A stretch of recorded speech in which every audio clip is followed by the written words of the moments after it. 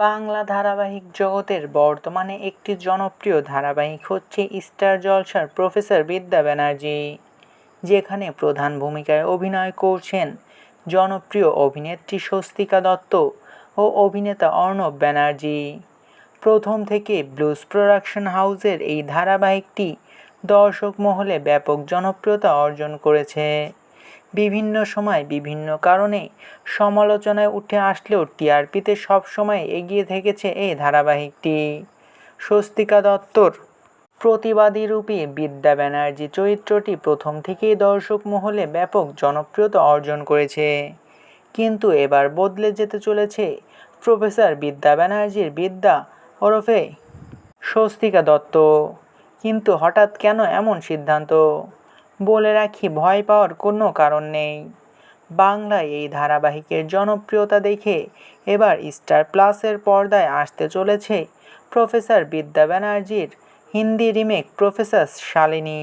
আর এই ধারাবাহিকটিও আসতে চলেছে ব্লুজ প্রোডাকশন হাউসের আন্ডারে।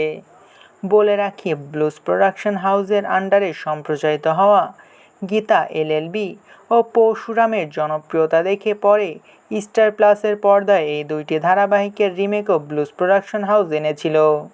গীতা এলএলবির ধারাবাহিকের হিন্দি রিমেকের নাম দেওয়া হয়েছিল অ্যাডভোকেট অঞ্জলি আওয়াস্তি, তো অন্যদিকে পরশুরামের রিমেকের নাম দেওয়া হয়েছিল মিস্টার অ্যান্ড মিসেস পরশুরাম। আর এবার প্রফেসর বিদ্যা ব্যানার্জির জনপ্রিয়তা দেখে স্টার প্লাসের পর্দায় আসতে চলেছে প্রফেসর বিদ্যা ব্যানার্জির হিন্দি রিমেক প্রফেসর শালিনী।